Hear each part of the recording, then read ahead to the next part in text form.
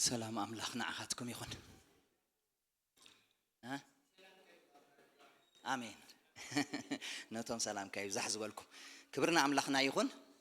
يسوع كريستوس قويتايو سلازم عالتزين أملاخ السبحات يخوننا كمتي كل جزء أبزوات يوم زبلوا حوات زابير مسكن زابير تأجان محرة أنت زي بزحلنا بهوت من بارنا أي كالي زلنا يو بمحرتون بتأجوني آمين هنتقال على كل جزء دست بلاني كسعر جنا كسعشم قلنا أنت هجبرك أي ها شك مكان أملاخ كبري يخوننا آمين مس كل أنت ناز شك منا أملاخ يزلنا آمين نأملاخ السبحات يخوننا تزي شجركم نخبرت قال كابزلنا يحفلنا نلوم مع أنتي إجزاء زدال ولنا بركات كنوسرينا آمين تدالي زمته كاب إجزاء بير قال نجر كركب تدالي زمته كاب سب زي كونه كاب إجزاء بير إله كاب سب تخين تطعيت أوردوا أي تشجر كاب إجزاء بير كبرنا أملاخنا يخون كاب إجزاء بير زتت أبي عيسنني آمين كلاتنا عندنا جافينا هنصلينا هاللويا أملاخي كابا خاتبل له بلوه آمين كابا خاتبل له هاللويا كابا خازخنا قال نايلم دزاي كونه قال كل جزء سمعت رايز خيد زخون قال زي كونس تنسعي زخونه نقال غويتا خبا خمص دل له بلو امين تنسعي زخون قال امين زناغف قال امين زساغر قال ايتداليون زساغر قال زناغف قال امين بقبعات صبلل تبللو قال امين عود زخونه قبعات اب هيوتكم تسرح هاليلويا عود زخونه قبعات نسخاتكم قبعات كاب تقدس عليكم نقول دما تفلطوا ويهم امين هاللويا از قبعات زي اب هيوتكم كسرح واملاخي ادل له لما انت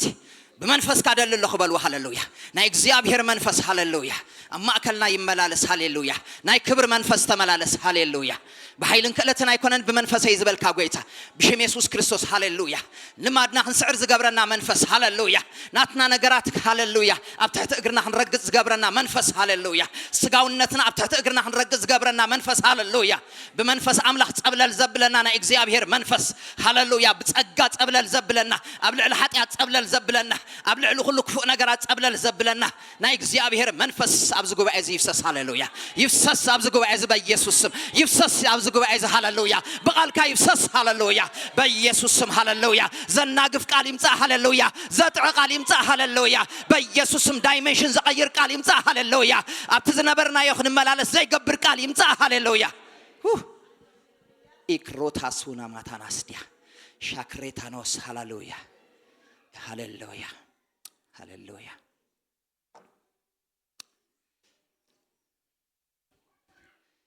نسخاتكم دما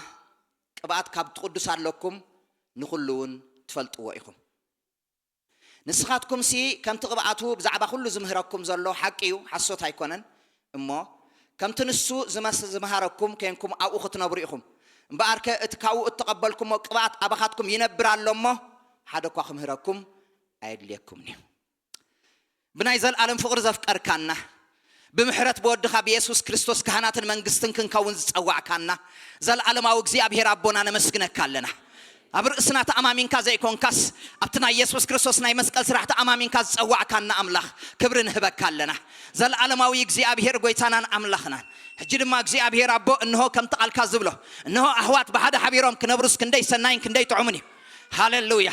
أود ما برختن هوتن عزيزا له هم زبالك لو مد ما جزي أبير نايك على كبرخت كنركب جزي أبير أبو كرمي خلنا مو لبلي داز خفت كالباتنا هتكفت تسأل له جزي أبير كابسب زي كونس كابخان تسبل لنا جزي أبير قويتين أملاخين كابخ زغنا جزي أبير ملختن تسبل لنا كابخ زغنا قال نتسبل لنا كابخ زغنا نجر نتسبل لنا سب زي شتت نجر نتسبل لنا سجا زي شتت نجر نتسبل لنا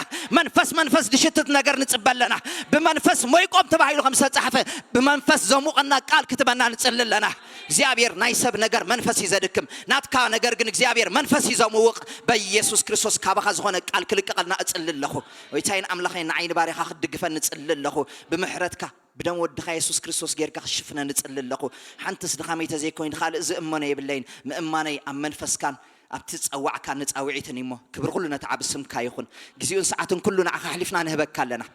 ዝባሰና ዘበለ ብሽም ኢየሱስ ክርስቶስ ያውስም ገንሖ ኣለኹ በዚ ሰዓት እዚ ብጎይታ በኢየሱስ ስም ገንሖ ኣለኹ በኢየሱስ ክርስቶስ ያው ስም ዓቕሊ ዘጽብብ ዘበለ ብሽም ኢየሱስ ክርስቶስ ትዕግስት ገይሩ ከፊሉ ንቃል አምላክ ከይሰምዕ ዝገብር ዘበለ ብዝተፈላለየ ነገር አእምሮ ዝወስድ ዘበለ መንፈስ በኢየሱስ ስም ይገልብጥ ኣለኹ በኢየሱስ ስም ይገልብጥ ኣለኹ በኢየሱስ ስም ይገልብጥ ኣለኹ ካብ ሰማያትና ይገልብጥ ኣለኹ በኢየሱስ ካብ ዝኸባቢ ይገልብጥ ኣለኹ ኣብ ዝኸባቢ ዓሪድ ዘሎ መንፈስ ይገልብጥ ኣለኹ በኢየሱስ ስም ይገልብጥ ኣለኹ ነዚ ጉባኤ ዝጻባ ዘበለ ይገልብጥ ኣለኹ በኢየሱስ ስም ኣብ ሰባት حادير زواج عزبل قلبت الله بيسوع كريستوس يا اسم قلبت الله حيل سلمى استدن كلا يخون حيل أجان تستدن كلا يخون بتستوها بأن ملك سلطان يجان حله بتنا يولدنا السلطان يجان حلنا كل ثمانين عن قربتين حيل سلا أخترق سلطان يبقى صحفي هاللويا بس سلطان زين يجان حمالنا هاللويا ترجعي إنا كفيلنا على كهن سمع جزاب هربو أما كلنا نكبر نجوس كين كاتمالالس كبري عمله سجدت تعزز النت نتعب اسم كايخون بالتابع تعقيدنا أملاك كبر هبنا هفكنا بلينا جزاب يا رب بارك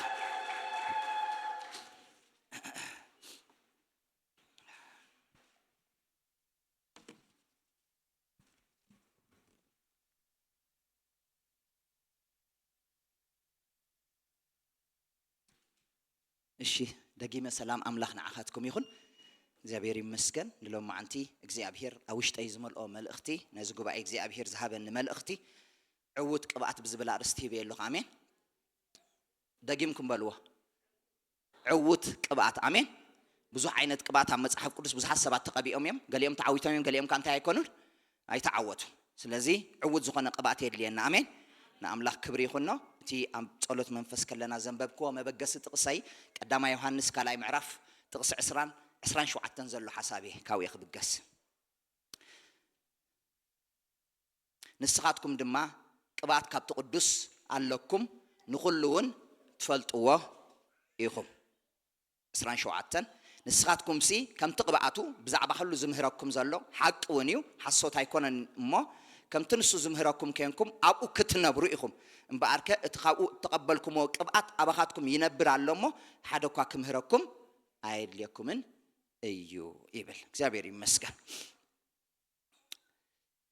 هذا سب بقيتنا مدحينا يسوع كريستوس كم نقول مدحني أجيرو مستقبله يوزع العالم دماء أبلبو مسرخبه بمحتم منفس قدوس دمان تاي مسكونه مستحاتمه نا እግዚአብሔር መንፈስ አው ሙስኡምን ባሪ ጅምር እግዚአብሔር ይመስገን በአይን ዝርአ ነገር ወላ ሓደ ነገር የለን ግን አውሽጡ ና እግዚአብሔር መንፈስ ዘለዎ ሰብ ኮይኑ አብዝ ምድር ዝንታ ይገብር ይመላለስ ና አምላክ ክብር ይሁን ግን እሱ ጥራይ አይኮነን እቲ መንፈስ አውሽጥና ወይትና እግዚአብሔር ቅብአት አውሽጥና ኮፊሉ ጥራይ ክቅመጥ አይኮነን ዝወሃበና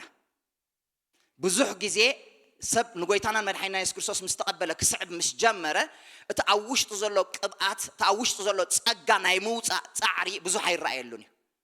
أو أبتودو سرحنا يسوع كريستوس تراي أو تطويبل برجت أبتودو سرحنا يسوع كريستوس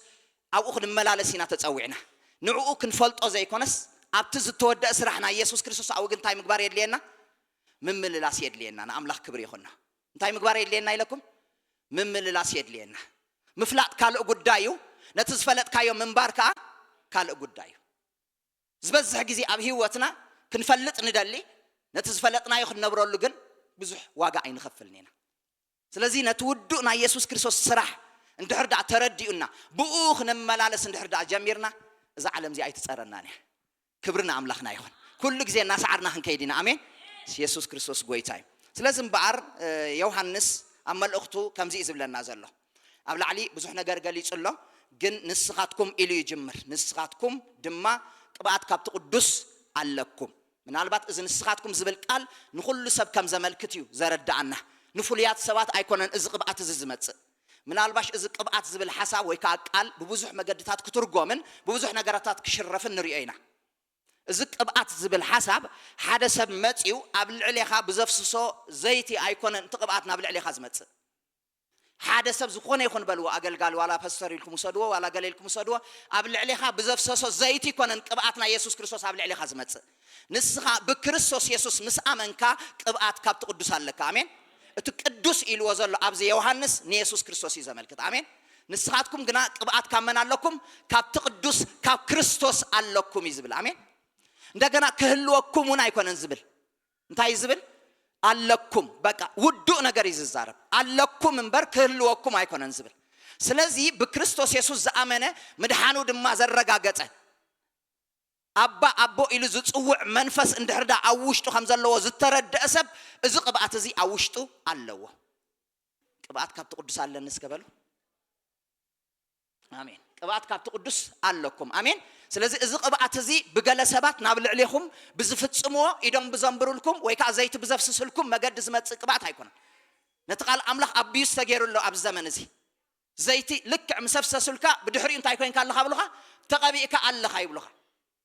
ምናልባት እቲ ፍሉይ ጻዊዒት ናይ እግዚኣብሔርን እንተኾነ ብኸምኡ መገዲ ኣይወሃብኒ ምናልባት እዚ ቅብኣት ዝብል ሓሳብ ሰፊ ሓሳብ እዩ ዘሎ እዚ ንኹሉ ምእመን ዝተዋህበ ቅብኣት ክኸውን ከሎ እቲ መንፈስ ቅዱስ ከም ድላይ ገይሩ ንገለ ሰባት እንታይ ዝገብሮ ዝዕድሎ ውህበት መንፈስ ቅዱስ ድማ ካልእ ነገር ኣሎ ንሱ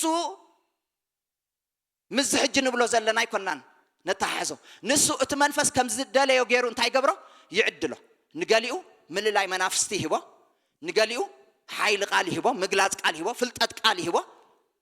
ንገሊኡ ምትርጓም ቋንቋታት ይህቦ እቲ መንፈስ ከም ድላይ ገይሩ እንታይ ገብር ይሰርዕ እዚ ሕጂ ኣብዚ ሎም ማዓንቲ እንዘራረበሉ ግን ብክርስቶስ ኢየሱስ ዝኣመነ ዘበለ ብምሉኡ ኣብ ውሽጡ ተቐቢልዎ ዘሎ ቅብኣት ከመይ ገይሩ ዕውት ኮይኑ ኣብ ህይወቱ ክኸይድ ዝብል ሓሳብ እዩ ሎም ማዓንቲ እግዚኣብሔር ውሽጠይ ዝመሎ ኣሜን ብርና ኣምላኽና ይኹን ስለዚ እዚ ቅብኣት እዚ ኣለኩም ኢሉና ኣሎ ይነብር ኢሉና ኣሎ ስለዚ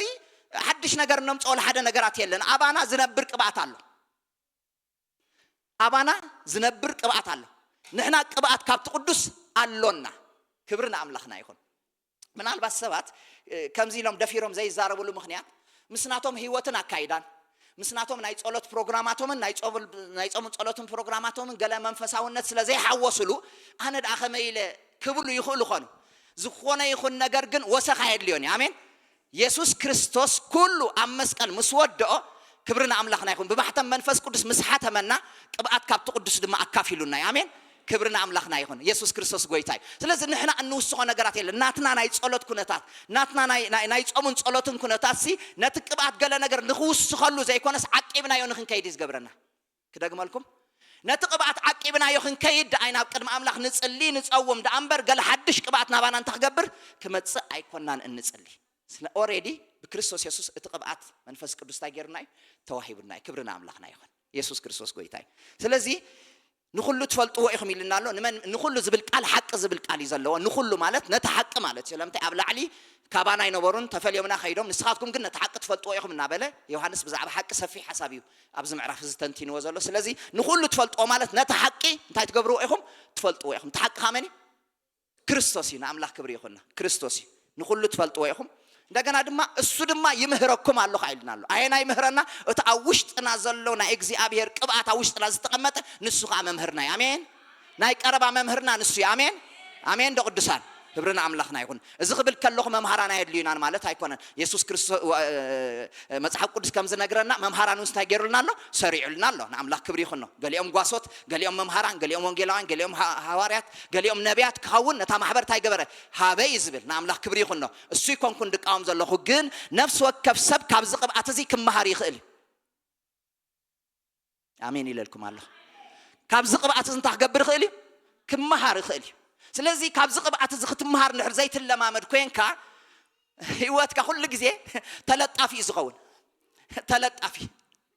تسحب مكينة عند حداريهم ما بجزاء رسول حنتنا جرجبر أكلي أنت أخبر الله بتقدم يزلا مكينة خجوتات كخل الله سلزي توقتت كان هاي مخاد منفسها والنت كبك على الله خبيوتنا آمين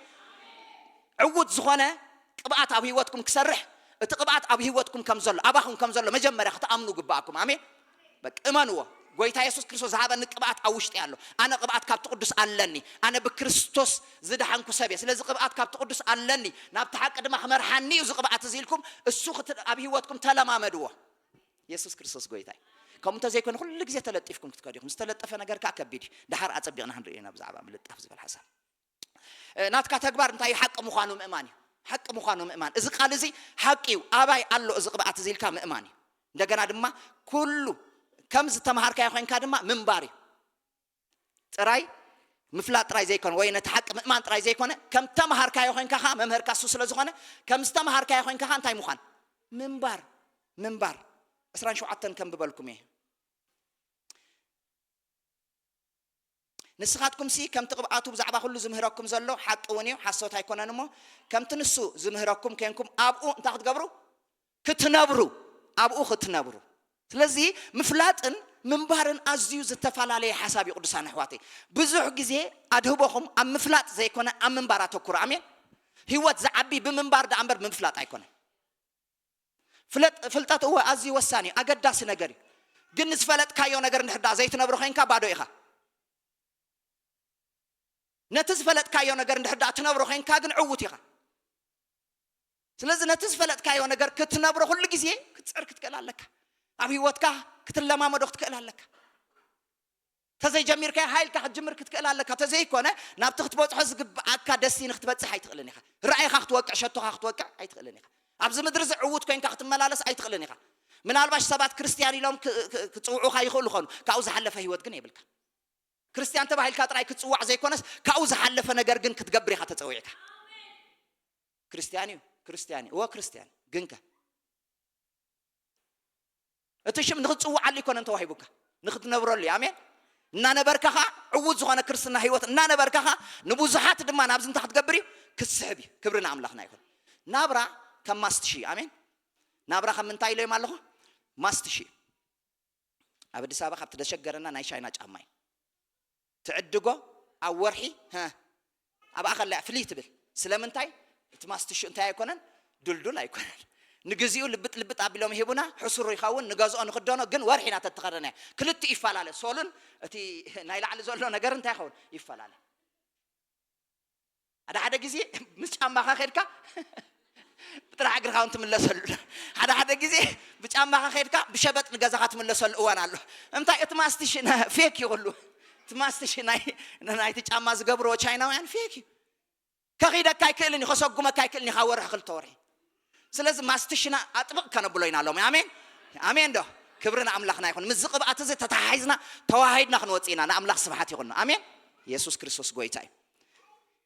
ስለዚህ እንተለካ ይነብርካ አባኻ እንተሎ ማዕርኽ እንደይኻ ትጥቀመሉ ዘለኻ ዝብል ሕቶ ንነፍስና ሓታ ግን ይግባአናይ ማዕርኽ እንደይ ትጥቀመሉ ዘለኹ ወዛ ቃል እዚ ሓቂ እቲ ቅብአት አባኻትኩም ይነብር ኣሎ ትፈልጥዎ ድማ ይኹም ብለና ኣሎ እዚ ቅብአት እዚ ኣነ ከመይ ገይረ ትጥቀመሉ ኣለኹ እጥቀመሉ ዘለኹ ኣይጥቀመሉ ወይ ከዓ እጥቀመሉ ተለየ ድማ ማዕርኽ እንደይ ዝጥቀመሉ ዘለኹ ኢልና ንነፍስና ክንሓትት ጽቡቕ እዩ ንኣምላኽ ክብሪ ይኹንና ስለዚህ ንነፍስና እንድሕር ከምኡ ኢልና ሓቲትና ያ እታ ነፍስና ባዕላውን ክትምስክር አሜን ስኻ ኣብዝን እንታይ ኣለካ ሽግር ኣሎ ስለዚህ እዚ ቅብኣትካ እዚ ምሳኻ ሓቢሩ ተዋሂዱ ዕውት ዝኾነ ቅብኣት ከተገልግል ትሕርዳኣ ኮይኑ ብዕውት ዝኾነ ቅብኣት ክትኣቱ ክትወፅእ ተዳኣ ኮይኑ እዚ ነገር እዚ ድማ የድልየካ ብለካ አሜን ንኣምላኽ ክብሪ ይኹንና ኢየሱስ ክርስቶስ ጎይታይ نلوم معنتي إذا عود قبعت زي تعوته كابولي كدان حدا سب كنرينا من على باش من كون خون زي سب زي كل جزء زي تكسبي حكيمش كل سب زي تكسي كل جزء زي تكسبي سوق داويت بوزح نجارات كحلي فوق نسو بوزح ودكات كحلي فوق نسو جناها كم ناي داويت عود زخانة قبعت يلا ናይ ዳዊት ዕውት ዝኾነ ቅብአት ኣብ ህይወቱ ነይርዎ ኣብ ህይወቱ ዝተፋላለየ ሽግራት ነይርዎ ዶ እወ ነይርዎ ግን እቲ ሽግራት እቲ ግን ኣይሓዞን አሜን ንዕኡ ጥሒሱ ኸይዱ ምስ ቅብአቱ ተገጣጢሙ ንእግዚአብሔር ኣቦ ኣኽቢሩ ንሓድሽ ኪዳን ሐዋርያት ከይተረፈ ዳዊት ንፍቃድ ኣምላኽ ኣገልጊሉ እንታይ ገበረ ዓረፈ ምስ ኣቦታቱ ድማ ተጸንበረ ይብል ንኣምላኽ ክብሪ ይኹንና ንፍቃድ ኣምላኽ ኣገልግሉ እንታይ ገበረ ዓረፈ እዚ ማለት ምስ እግዚአብሔር ዝቀብኦ ቅብአት ተዋሂዱ ነይሩ ማለት አሜን ተሰማሚዑ ብዙሓት ተቀቢኦም እንዲሁ ሳኦል ኣይተቀበአን ነይሩ ሳኦል ተቀቢዱ ቅቡድ ይኮነ ቅቡድ ተቀቢኡ ነይሩ ናይ ሳኦል ህይወት ኣብቲ መጀመርታ ጽቡቕ ካውን ከሎ ኣብቲ ዳሕራ ህይወቱ ግን ዝገደደ ነይሩ ናብ ዝኸፈአ ነገራት ይኣትዩ ነይሩ ዳዊት ግን ኣብ ማእከል ብዙሕ እኳ ፈተናታት እንተገጠሞ ብዙሕ ዋላ ውድቀት እኳ ተገጠሞ ግና ከንዕኡ ሲዒሩ ግን عوز زخانة هيوت جن كنبر كيلي نعمل خبري خنا يسوع كريستوس قويتاي إذا عود قبعت الزجن أب داويد سقيلي كنا نسريحه ببزح فتنات دم داويد انتي كوينيو حالفي ببزح فتنات حالفي ناي مجمرتان اي داويد فتنة أبي يجمر مجمر يعني داويد فتنة أمنتاي زجمر دحر دايلكم أبت مجمر يا ساميل نام دا أسي جزا ماتيو ها እግዚአብሔር ምስለ አኾ መጀመርታ ናይ ዳዊት ፈተና ዝኢነሩ እሰይ ንደቅ ሃምፃ እዮም ምስበለን ሁሉም ደርዲሮም ሓቀይ ንመንግን ገዲፎ አቤት ንዳዊት ዘረሲዕዎ ንዳዊት ኣብ ግምት አይእቶ ኣብቲ ገዲፎ ሳሙኤል ንባዕሉ ካብቲ ሐሳብ አምላኽ ወይ ነማ ካብቲ ናይ እግዚአብሔር ሐሳብ ውፅእ ክብል ከሎ ኢና ንሪኦ ንኤልያብ ርኢም ሰበለስ ዋ ነቶም ካልኦት ርኢም ዋው እዚሲ واو زي خون زلوا እግዚአብሔር ዝቀበኦ ኢሉ ከማን ተዛሪቡ ዝናይ አምላኽ ሰብ እግዚአብሔር ግን ሕሽኽ ኢልዎ ኣይኮነን ኢልዎ ኣይኮነን ንስኻ እንታይ ሓትረደለኻ ኢልዎ እስኻ ደጋው ነገራት ይኻትሪ ኣነ ግን ልቢ የዝርኢ ኢልዎ ስለዚ ኣነ ልቦም ክሪኦ ከለኹ ነዚ ቅብኣት ዝበቅዕ ልቢ የብሎምን ስለዚ ኣነ ንዑ ይኮንኩን ዝደሊ በብሓደ ሓሊፎም እግዚአብሔር ንኩሎም እንታይ ገይሮም ሓሊፎም እንዲያውም ብጣዕሚ ክብድ ዝበለ ቃል ኣሎ ኣነ ንዕቀየ ዝብል ቃል ኣሎ ቀሊል ቃል ኣይኮነን ዝክብድ ዝበለ ቃል እዩ ግን كلهم حليفهم كلهم مسحالفوا ግን بدحريس እዚኦም የሚሉ ኖ ሓደ خبالو ተረሰዐ አፍትሉ አባጊዕ እንታይ ይገብር ይሕሉ ኖ ንዑምፃዩ ምን አባብል አይበላን እሱ ኸይመጻ ይበላኒ እሱ ኸይመጻ ኮፍ አይብለኒ ንሱ መጽዩ ንሱ መስመጻ ሽዑ እግዚአብሔር ካ ድምጽ ስሚዑ አሜን ሃሌሉያ ንሱ ንዑ እንታይ ጌርካ ቀርንኻ ወሲድካ ንዑ እንታይ ይግበሮ ኢሎ ካብዚ ድጅምር ፈተና ናይ ዳዊት ዝተረሰዐ ሰብ ይነሩ ግና እግዚአብሔር እንድሕርዳ መሪጹ ዝተረሳዕካ ዝመስለካ ሰብ እግዚአብሔር እንድሕርዳ ፀዊዑ ግን ክብርና አምላኽና ይኹን ምናልባት ቅድሚት ዝቀርብ በዓል ኤልያብ ክህሉ ይኽእሉ ሆኑ ግን ብዘይ የገድስ ዋላ ስኻ ድሕሪት ኩን ግን እቲ ቅብኣት ተመፅዩ ግን እስኻ ሰዓሪ ኢኻ ክብርና አምላኽና ይኹን ድሓር ምስ ኤልያብ ናብ እንታይ ከም ዝጋጠሙ ኩላትና ንፈልጦ ኢና ንሪኦ ኢና እግዚአብሔር ይመስገን ምዕራፍ 16 ቀዳማይ ሳሙኤል ምዕራፍ 16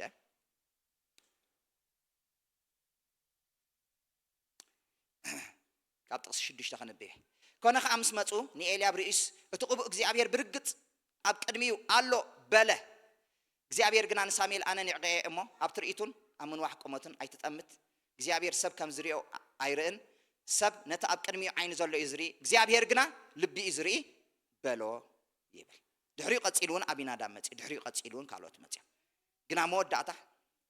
ጥቅስ 11 ሳሙኤል ድማ እዚኣቶም ዲዮም ኩሎም እቶም ደቅ በሎ ንሱ ገና እቲ ንእሽቶ ተሪፉሎ እንሆ ድማ አባጊዕ ይሕሉ አሎ በለ ሳሙኤል ካ ንእሰይ ንሱ ክሳዕ ዝመጽእ ኣብ ማዕድ ኮፍ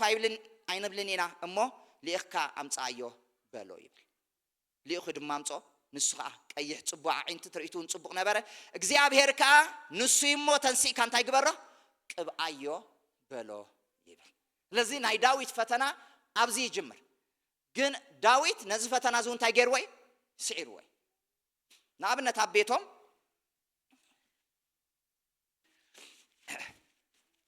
ሳሙኤል ክመጽእ ናይ አምላኽ ሰብ ተባሂሎም ተነጊርዎም ክኸውን ይኽእል ኢለ ይግምት ስለምንታይ ኩላቶም መስዋዕት ክስውኡ ተነጊርዎም ለዚ ዳዊት ግን ደሃን ንስኻ ኪድ ኣባጊዕ እንታይ ግበር ሓሉ ንሕና ምስቲ ዝመጽእ ነቢ ሳሙኤል ኮይና መስዋዕት ተገብሪና ክንስው ኢና ኣይተጻሕፈን ኣብኡ ከይትደልይዎ ኢሎም መኾኑ ይኽእሉ ለዚ ከይዱ ኻና ውኻሱ ንምንታይ ምስ ቤተሰቡ መስዋዕት ክስውኡ ዝግብኦ ምስ ቤተሰቡ ኮይኑ እቲ ዝመጽእ ነገራት ክሰምዑ ዝግብኦ ነይሩ ዳዊት ግን ደሃን ኪድ ኢልዎ ኣቦ ሽግር ናይ ዳዊት ዘሐጉስ ህይወት ድማ ስቂልካ ምእዛዝ እዩ አሜን ስቂልካ እንታይ ምግባር ምእዛዝ እዩ ንኣምላኽ ክብሪ ይኹን ሕራይ ኣቦ ኢሉ ኸይዱ ናይ ምእዛዝ ህይወቱ ድሓር እውን ክንሪኦ ኢና ስለዚ ኸይዱ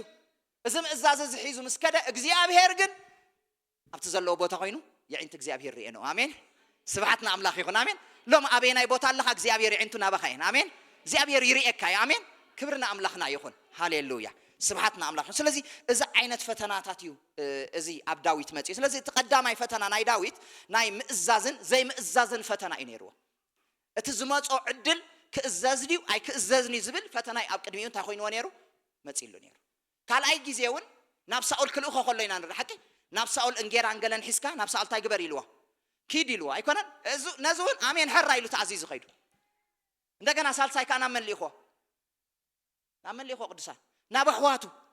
ኣሕዋቱ ቃል ኢኹ ናብ ኣሕዋቱ ቃል ኪድ ከኣበቃ እዚ እንጌራ አንገለን ሒዝካ ዳሃይ ማፍልጠን ኢሉ ቃል ኢኹ በቃ ለዚ ኣቡ ዋላ ተቀቢኡ ከም ዘሎ እናፈለጠ ናይ እንጌራ ሰብ ይገይርዎ ግን ዕድል ይሂቦ ነይሩ ንዳዊት ታሂቦ ነይሩ ዕድል ይሂቦ ነይሩ ዋላ እንጌራ ሒዙ ናብ ቤት ሳኦል እንተኸደ ኣብ ቤት ሳኦል ዝፈጸሙ ኩላትና ንፈልጦ ኢና አሜን ዋላ እንጌራ ሒዙ ናብ ኣሕዋቱ እንተኸደ ኣብኡ ኸይዱ ድማ መወዳእቱ ንጎልያት ታይ ከም ዝገበሮ ከም ዝቀተሎ ሁላትና ንፈልጥ ኢና ስለዚ እሱ እትናይን ጌራ ሒስካ መልአኽን ዘይ መልአኽን ኣይኮነን ዝርኢ ዳዊት ረአይ ዘፈጽመለይ ዕድል አቦይ ፈጢሩለይ ኢሉ ይሓስብ አሜን ነዚ ተኣዚዙ ይኸይድ ነይሩ ሃሌሉያ ስለዚ ቅብኣተይ ዝፍጸመሉ ዝዕወተሉ ዕውት ቅብኣት ሒዘ ዝኣትወሉን ዝወጻሉን ዕድል አቦይ ሂብኒ እናበለ እናተኣዘዘ ብሕጉስ መንፈስ ይኸይድ ነይሩ ሓደ ነገር እኳ እንታይ ኣይገበረን ኣየጉረምረመን ንኣምላኽ ክብሪ ይኹን ከጉረምረም ኣይሰማዕናዮ ተኣዚዙ ድማ ክኸይድ ከሎ እዚ ሰለስተ ምእዛዝ እዚ ኣብ ዳዊት ህይወት ንሪኦ ማለት እዩ ክብሪ ንኣምላኽና ይኹን ስለዚ እቲ ቀዳማይ ፈተና ናይ ዳዊት ናይ ምእዛዝን ዘይምእዛዝን ጉዳዩ ብምእዛዙ ግን ቅብኣቱ ንኽዓይ ግን ኣፍ ደገ ኸፊቱልኝ እግዚአብሔር ይመስገን ክብሪ ንኣምላኽና ይኹን ስለዚ ናይ ምእዛዝ ህይወት ኣብ ሓደ ክርስቲያን ኣማኒ ኣዝዩ ወሳኒ ነገር እዩ ቅዱሳን ኣሕዋተይ ብምእዛዝ እነፍርዮ ነገራት ኣለና ኣሜን ብምእዛዝ እነፍርዮ ነገራት ኣሎ ብምእዛዝ እንረኽቦ ነገራት ኣሎ ብምእዛዝ ዕቤት ዝመጽእ ብናብራዩ ዕቤት ዝመጽእ አሜን ኢየሱስ ክርስቶስ ጎይታ እዩ ብምእዛዝ ብናብራ ኢየሱስ ክርስቶስ ጎይታ እዩ መልክዕ ናይ ክርስቶስ ሒዝና ኣብዚ ምድሪ እዚ ክንመላለስ ተስተዋህበና ቅብኣት ድማ ዕውት ክኸውን ናይ ምእዛዝ ህይወትና ክዓቢ ይግባእ ናይ ምእዛዝ ህይወት ካብ ንእሽተይ ዝጅምር ብዓብ ደረጃ ኣይኮነን ዝጅምር ብንእሽተይ ነገር ከይተኣዘዝካ ናብ ዓብ ነገር ክትእዘዝ ኣይትኽእልን ኢኻ ሎሚ እግዚአብሔር እንታይ እዩ ዝብለካ ዘሎ ኣብ መዓልታዊ ህይወትካ እግዚአብሔር እንታይ ይዛረበካ ብቃሉ እንታይ ይዛረበካ ብመንፈሱ እንታይ ይዛረበካ ብነቢያቱ ብኣገልገልቱ ብሰበኽቱ እንታይ ይዛረበካ እግዚአብሔር ንእዚ ናይ ምእዛዝ ህይወት እዚ ኣባኻ ክዓቢ እንድሕር ደኣ ኣፍ ደገ ዘይትኸፍት ኮይንካ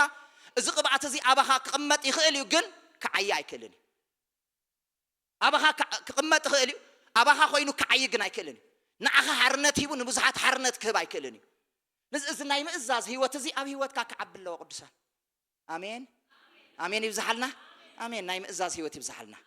ክርስቶስ ዝወለደና ብምእዛዝ እዩ ኣሜን ኣሜን ዶ ብምእዛዝ እግዚአብሔር አቦ እግዚአብሔር ወልድ እግዚአብሔር መንፈስ ቅዱስ ኣኼባ ገይሮም ወልድ ክትከይድ ኢኻ ስለዚ ናብ ምድሪ ነዚ ህዝቢ እዚ ከዓ ንምንታይ ክትከውን ኢኻ ንምድሓን ክትከውን ኢኻ በቃ ኣብ ማእከሉ ኣቲኻ ንዕኡ መሲልካ ንዕኡ ነቲ ህዝቢ እንታይ ክትገብሮ ኢኻ ተድሕኖ ኢኻ ኢሉ ኣሜን ኢሉ ክርስቶስ መፂ ኣሜን ፊልጵ 2:9 ኣይኮነን ዝብለና ኣይኮነን ማዕረ ኣምላኽ ምዃኑ ከም ምንዛዕ ከይረኣየ ምእዛዝ እንታይ ገበረ ተማሃረ ኩለንትንኡ ናይ ምእዛዝ ህይወት ኣሜን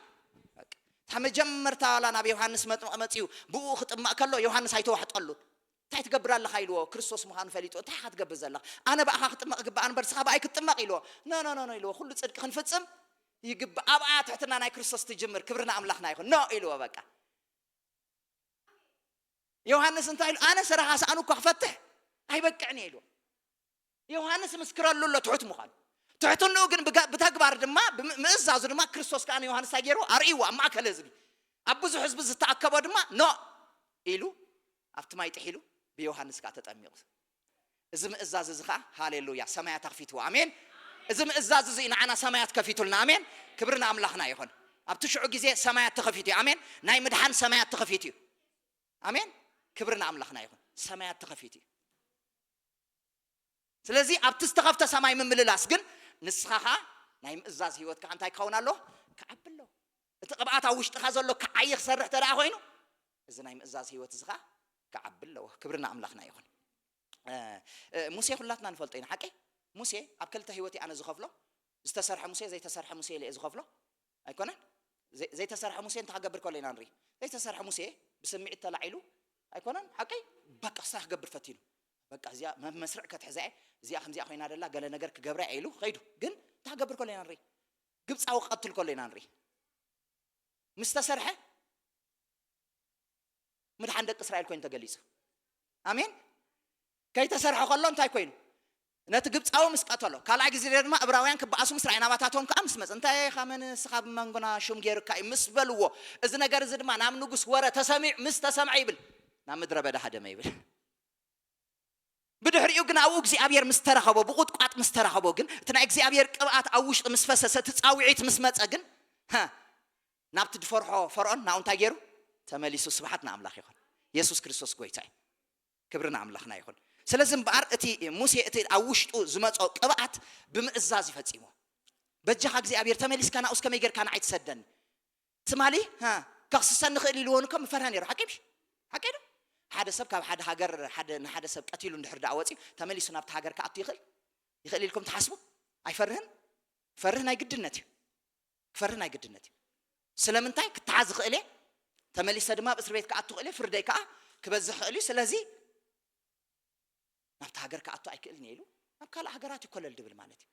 ሙሴ ግን ከምዚ ክገብር ኣይረኣናዮ ስለምንታይ ካብ እግዚአብሔር ዝኾነ ቅብኣት መጽ አሜን ሃሌሉያ እቲ ናይ ትማሊ ውድቀቱ እቲ ናይ ትማሊ ነገራት ሁሉ እንታይ ዝገብር ዘረስዕ ቅብኣት መጽና ብልዕልዩ አሜን ኢሉ ተኣዚዙ በቃ ኸይዱ ሃሌሉያ አሜን ነዚ ኢሉ በቃ አሜን ክኸይድ ኢሉ ብዙሕ መምኽነይታታት እኳ ተምፀ እግዚአብሔር ካብ ብዙሕ ነገራት እንታይ እናገበረ ዋላ ብዛዕባ ኣፍ መጽዩ ብዛዕባ ኣፍ መሊሱልዩ ብዛዕባ ካልእ መን ኢኻ እንተበሉን ኢሉ ኣነ ኩሉ ነገር እግዚአብሔር ኣጽርዩ ነጊሩ አሜን ኩሉ ጽሪ ምስ ነገሮ ምንም ሕቶ ሓትት ኣይከኣለን ሙሴ ብሰዓት እዚ አሜን ኢልካ ምእዛዝ ጥራይ አሜን ተኣዚዙ ድማ ኸይዱ እንደቂ እስራኤል ድማ ምድሓን ኮይንዎም አሜን ክብርን ኣምላኽና ይኹን ኢየሱስ ክርስቶስ ጎይታ እዩ ሃሌሉያ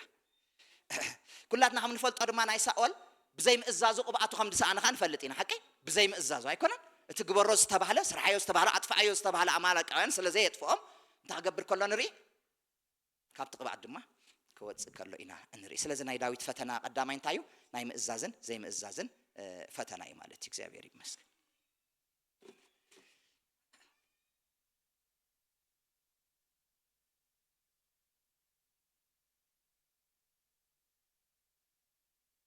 يغريتها نشتي سألك سلز قبرتني كلاي دما قدام ساميل 17 معرف ناي داويد فتنا دما كلايك بمن ناي متى فتنا قدسان ناي حو فتنا ناي إلياب فتنا إلياب أب قدمي تسريعو قبا إلى حسيبون يرب ساميل جناخي كونلون اندعي زي أقدي أبسنو ويكا أبكرم تجيروان يرخينو أيفلتن جن داويد نبتي وج مسمات نبتي وج مسمات دما بولي إخوي أبولي خوي ماتي بجزء رسول بفقادون يتنكسقسن بناء أبو فقادي تنكسقيس ماتي ندقنا دما داويد كمات خلون سقيل يكونن ماتي تنت على بجعنا يبؤون سقيلو رح يحون يكونن ماتي انت يزبل كلام أملاخ مس حلاوين تجيرون يزبل كلام أملاخ مس حلاو حد يجواني ماتي مالت حلافنا داي سموع يكونن داويد نسوقن حلافنا كم داي سموع خوينيو نحاول تايز قبر زلة زوزل فازلة اتقال كم زيبل 10 شوعته 20 شمنت إلياب اتعب حود ما مستم سبات كزارب كله سمعوه كرا إلياب أب داويت نديدو انتاي كتقبر نابز وردك تنحيدة أباقع أبرخان من قدف كاين وقم انت اختري إخا وريد كازل لخامو تعبيت كان كفاءات اللبخان أنا فليت أيو الله بلو داويت دم أمو حجيخ انتاي جيري قال دو أيكون النسو بله كاوون أبكال قلت إلو خاة كم قدمو تزاربه اتوم هزبون كم تقدام أي زاربان تاي قبرلو ملسو ليبل سبحاتنا أملاخ يخون أبزد ما أنت عنتوا يزبلكم إلياب زي نايك بقى تقداي أبكرم تقدو غيروا خوينو هذا وان كان داويت رخيبوا مالتي مصر خابو أنت هتقبر ما تخيل كفاءة لب خان تاجير له رئير له أتنا باقي مخنيات كأجيروها أتنا باقي ها نمن قديف كائن متيح داويت كن كل نجار ودي متيح آمين أتنا باقي مزق دفع قديف واني متيح كابت حتى تنتنت عي داويت بباقي عنا يبؤون حتى تايكلني سلام تاي مسحل لو تقديف واني جن كأمتيح تزاربو إلياب تتزاربو أزي كبر زبالك علي مس داويت مان النت كان تاي زي قبري زي كيد مس ناي داويت مان النت زي كيد مس ناي داويت حساب زي كيد مس ناي داويت لبون زي كيد حدا أوان كم زعينة نجار كقطم كله كم يجري داويت انتاي ملسي يملسل داويت كاب تعود قبعت كتر فايدة ليه لازم تعود زخانة قبعت مودعت أمن يخفتصمه أبقول ياد يخفتصمه سلزي كدمن أبقول ياد مبصحود مايو إلي أبزقات مازله سلزي نبت تعود هكابوتا نخيت بتصح أبكر ميخازق التركة بزح نجارات له بزح زمت قال ما قد له نزق قال ما قد زقن بمنفس أملاخ كين كان تحت قبره كتل اليقين يدليه ككبرنا أملاخنا يخ داويت أبز من الملسي ملسن تازم ملسا زيا داويد دم أمو حجة انتاي جري قال دو أيكونن نسبة إذا قال دو أيكونن زبل حسب كحت دو أيجب أنني زبل يترجم زلوا فتنايم حرنيا كحت دو أيجب أن لتأييك أيجب أني موي كحت أيجب أنن ديو داويد كحت أيجب أني بزعبا قوليات إسرائيلاوي دا يكونن أيمل كوتون ديو أيمل كوتوني يمل كوتوي بزعبا قوليات بزعبا تنهزب إسرائيل زباج زلوا كأنتاي يزقبر زلوا خمي يجرون هزب أملاخ يزباج زلوا كم يجرون حزبنا خمس جبرالو إجزي أبير تصوّع حزب ديز حزب زي إلي حتى تالله إذا محتاجو زقني إلي أبتاعي جبران ደስ አይበለ ግን ወላ ሓንቲ ካል መልስ አይመለሰሉን ካብኡ ናብ ካል ግልጽ ኢሉኻ ከደ ግልጽ ኢሉ እንታይ ገበረ ከደ እዛ ናይ ዳዊት ተግባር እዚያ ኣብ ሳኦል ንረኽባይና ኣብ ሳኦል ንረኽባይና ሳኦል ምስተቐበ እቶም ደቂ ቢላል ታይሎሞ መሲልኩም እዚ እንታዋይ ኮይኒኡ ከመይ ገይሩ ዝናዓና እንታይ ዝገብረና ዝመርሐናን ዝገዛአና ከመይ ገይሩ ዝናዓና ዝገዛአና ካበይ ዝመፀ እዚ ገለመለ ኢሎም ከባጭውሉ ሰሚዑ ለዚ የባጭውል ካለው ከምዚ ይገብሩለው ክንቀትሎም ኢና ምስ በሎ ኖ ኖ ኖ ኖ ኣብ ዘመኔ ሰብታ ያገብርኒ አይመውትኒ ኢሉ አሜን ኣብ ተሐቀኛ ቅብአት ተሎ ከምዚ ይባቃ ስብሐትና አምላኽ ይኹን ብድሕሪኡ ድማ እቶም ደቂ ቢላል ምሰባጨውሉ እታ ቃል ብጣዕሚ ኣትገርመኩም ከምዘይ ሰምዖ ኮይኑ ከደ ያትብል ብጣዕሚ ተሐጉሰን ቃልያ ከምዘይ ሰምዖ ኮይኑ እንታይ ገበረ ከደ ስብሐትና አምላኽ ይኹን ስለምንታይ ሳኦል ናብ ትክዕወተሉ ዝኸዶ ዘሎ ቦታ ይረአዮ ስለዝነበረ ለምንታይ ብሳሙኤል ብዙሕ ነገር ተነጊሩ ወይ አበይ ከም ዝበጽሕ ተነጊሩ ወይ ዳዊት ውን ቪዥን ሒዙሎ ራእይ ሒዙሎ ናበይ ከም ዝኸይድ እግዚአብሔር ኣብ ውሽጡ ቀሚጡሉሎ ነታ ኣብ ውሽጡ ዝቐመጠሉ ራእይ ናብቲ ዝዓውቶ ራእይ ንኽኸይድ ድማ ናይ ግድነት ኣብ መንጎ ንዝመፁ ኸኣኒ ብኸምዚ ጥበብ መሊስሉ ግልጽ ኢሉ ድማ ናብ ካልእ እንታይ ገበረ ከደ አሜን አሜን ቅዱሳን ሽፍት ምግባር አሜን ክብርና አምላኽና ይኹን ክከራኸራ ይንሪኦን ኢና ዳዊት ክከራኸራ ይንሪኦን ኢና ኤልያብ ንስኻ ተኣክል ኣብ ማእከል ገዛና ተፈጸመ ረሲዕካዮ ሳሙኤል መፂ ሓደ ግዜ ዝገበሮ ረሲዕካዮ ኣነ እኮ እዚ ኸለኒ ኢኸማን ናይ ኣቦኻ ኣባጊዕ እንታይ ዝገብር ዘለኹ ዝሕሉ ዘለኹ እታ ናይ ኣባጊዕ ናይ ኣቦኻስ ንዓኻ ይምልከታኻ እንዴ ንዓይ ጥራይ ደና ኣባጊዕ ናይ ኣቦይ ዝምልከታኒ እስኻ እውን እኮ ይምልከታኻ ስለዚህ ከመይ ጌርካ ትርስዖ እቲ ቅብኣት ከመይ ጌርካ ትርስዖ ኣነ እኮ እዚ ለኒ ውሽጠይ ብዙሕ ነገራት ምበለ ነይሩ ምበለ ዶ ወምበለ ግን ኣይበለን ክብርና አምላኽና ይኹን አሜን ሓደ ግዜ ትብለሉ ነገራት ኣሎ ዘይትብለሉ ነገራት ካ ኣሎ ክብርና አምላኽና ይኹን እዚ ግን ብመንፈስ ኣለሊዎ ዳዊት ካበይ ከም ዝመፀ ናይ ኤልያብ መንፈስ እንታይ ከም ዝኾነ ኣለሊዎ ስለዚህ ናብ ምንታይ ከይበፅሕ ይደልዩ ናብቲ ምስ ጎልያድ ከይጋጠም እሞ ሽንፈት ከይከውን ደቂ እስራኤል ድማ ከይዓርፉ ኤልያብ ንባዕሉ ተቃዋሙ ኮይኑ ተላዒሉ ለይትን መዓልትን ግን እንታይ መንዲ ዘፍረهم ዘሎ ጎልያድ ደይኮነ ዘፍረهم ዘሎ ለይትን መዓልትን እናመፀ ኣይኮነ ሳምሐውና በቀዳማይ ብዛዕባ ዘቃል እዚ አከፍለና ከሎ ንግሆ ናይ ሙሉ መዓልቲ መቕኒን ይህቦም ኢልና ሓቀይ ምሸት ከዓ ናይ ሙሉ ለይቲ መቕኒን ይህቦም ኢልና ኣብ ከምዚ ዓይነት ጭንቀት ከሎ ደቂ እስራኤል ከመይ ገይሩ ኤልያብ ድቃወሞ እዚ ናይ ትክክል መንፈስ ኣይኮነን ናብቲ ደስቲኒ ናቱ ከይበፅሕ ራእዩ ከይወቅዕ እንታይ ገብረሎ ማለት እዩ ይዓክተሎ ሎሚ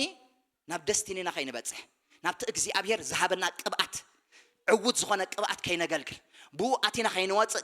ከይንኣቱ ብኡ ኣቲና ብዝተፈላለየ ኣብ ስራሕና ይኹን ኣብ ኣገልግሎት ይኹን ኣብ ዝተፈላለየ ነገራትና በዚ ዕውት ቅብኣት እዚ ከይንመላለስ ከም በዓል ኤልያብ ዝግተሩ ዘበሉ መናፍስት ንወቅዖም ኣለና አሜን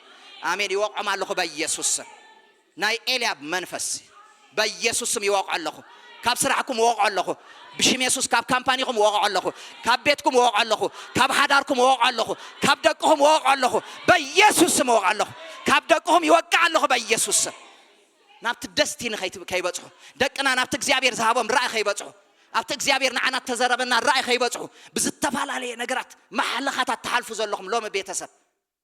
ብሽም ኢየሱስ ክርስቶስ ናይ ኤልያብ መንፈስ ይወቅዖ ኣለኹ በኢየሱስ ስም ተዋቃ ይኹን በኢየሱስ ስም ዝፈረሰ ይኹን በኢየሱስ ስም ዝፈረሰ ይኹን በኢየሱስ ስም ዝፈረሰ ይኹን ናይ ኤልያብ መንፈስ ወቅዖ ኣለኹ በኢየሱስ ስም በኢየሱስ ስም በኢየሱስ ስም ካብ ቤትካ ተዋቃ ይኹን ካብ ስራሕካ ተዋቃ ይኹን ካብ ኣገልግሎትካ ተዋቃ ይኹን ካብ ዝማሕበር ተዋቃ ይኹን በኢየሱስ ስም ተዋቃ ይኹን ካብ ኤርትራ ተዋቃ ይኹን በኢየሱስ ስም ናብ ደስቲና ከይትበፅሕ ዝሃገር እዚያ ሒዙ ዘሎ መንፈስ ተዋቃ ይኹን ፕሬይዝ ጋድ ሃሌሉያ መልሲ ምምላስ ዘይኮነስ ስርሑ ይሰርሕ ዳዊት ስለዚህ ከምዚ ዓይነት ነገር መልሲ ይኮነን ዘድልዮ ስራሕካ ምስራሕ ይዘድ አሜን እቲ ነገር ብመንፈስ ተዳመጪው ንስኻኻ ብምንታይኻ ብመንፈስ ክብርና አምላኽና ይኹን እቲ ጉዳይ ካበይ መፂ ዘሎ ጥራይ ምልላዩ ብመንፈስ መፂሎ ብመንፈስ ካትወቅዖ ስብሐትና አምላኽ ይኹን ብመንፈስ ንዝመፀ ብስጋ ተፈቲንካዮ ክኸውን ኣይክእልን ብመንፈስ ዝመፀ ብመንፈስ ኢኻ ትምልሰሉ ብስጋ ዝመፀውን ብመንፈስ ኢኻ ትምልሰሉ ናይ ክርስትናውን እዚ አሜን ብስጋ ዝመፀውን ብምንታይ ኢኻ ትምልሰሉ بمنفس يقات ملسالو سبحاتنا أملاك يكون من البات فاسر إسياس بمنفس زمتة بمنفس ملسولي ليو بسجاز متسخ بسجا ملسولي لكم كم مسكال كي توردوه ويكابت تتأم أبوه تخي توتو كبرنا أملاكنا يكون يسوع كريستوس قويتاي ስለዚህ ናይ ዳዊት ኣብ ቅድሚኡ ዝተገተሮ ድማ ክፍኣት ልብኻ ፈሊጠይ ኣለኹ ኢልዎ ብመሰረቱ ልብ ዝፈልጥ እግዚአብሔር ጥራይ ልብና ተዘይነቀፈና ሳብ ቅድሚ ኣምላኽ እንታይ ኣለና ትብዓት ኣለና አሜን ትብዓትኩም እቲ ኣብ ከባቢኹም ዘሎ ኩነታት ኣይኮነን ትብዓትኩም ልብኹም አሜን ትብዓትኩም ልብኹም ብዝተፈላለየ ዳይሜንሽን ብዝተፈላለየ ጎደናታት ክትሓልፉ ትኽእሉ ኢኹም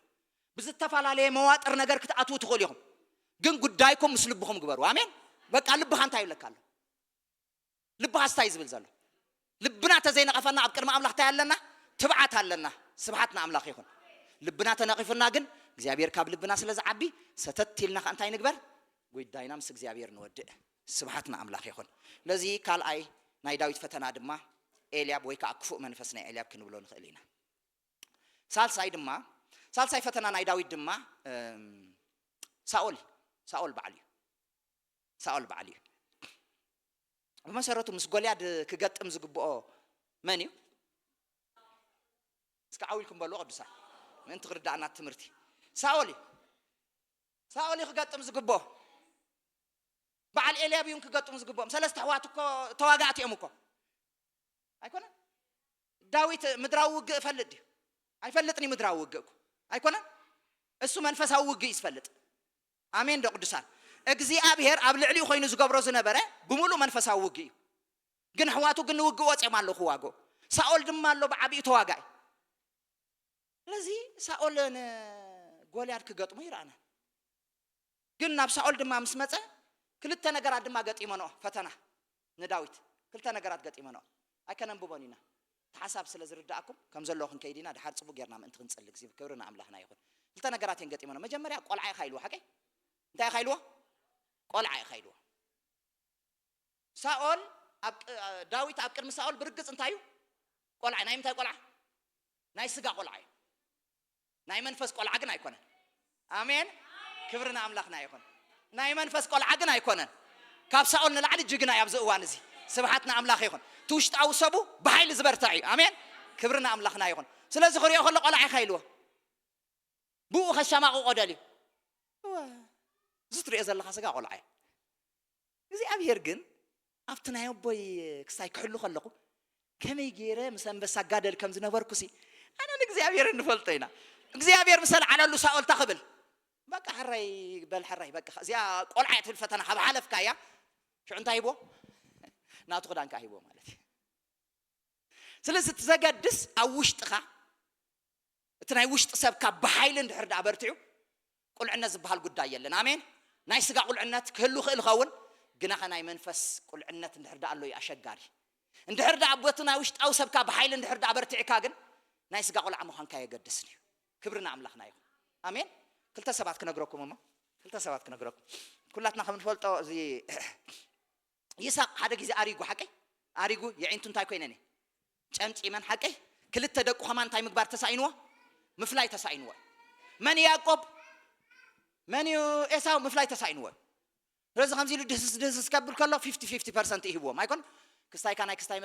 ክስታይ መስል ኢሎ በቃ ሓደ እንታይ ኮይኑ ይመስልኩም በቲ ናይ ውሽጢ ሰቡ ተበሊዑ እዩ ኣብቲ እዋንቲ ወላ ሓንቲ ነገር ኣይነበረ ግን ንክልቲኦም እንታይ ምግባር ተሳኢንዎ ምፍላይ ተሳኢንዎ ሓደ ኣረጊት ነቢ ግን ኣብ መጽሓፍ ቅዱስና ከም ዘሎ ትፈልጡ ኢኹም ሓቀይ ሓደ ኣረጊት ነቢ ኣይኮነን ታሰይቲ ንጉስ እንታይ ጌራ ተሸፋፊና ተሓቢኣ ምስ ከደቶ ኣሪግዩ የዒንቱ ኻሲኢን እዩ ስጋዊ ዒንቱ ኣይነበሮን ግናኸ ስጋዊ ዒንቱ የብሉን መንፈሳዊ ዒንቱ ግን ኣለዎ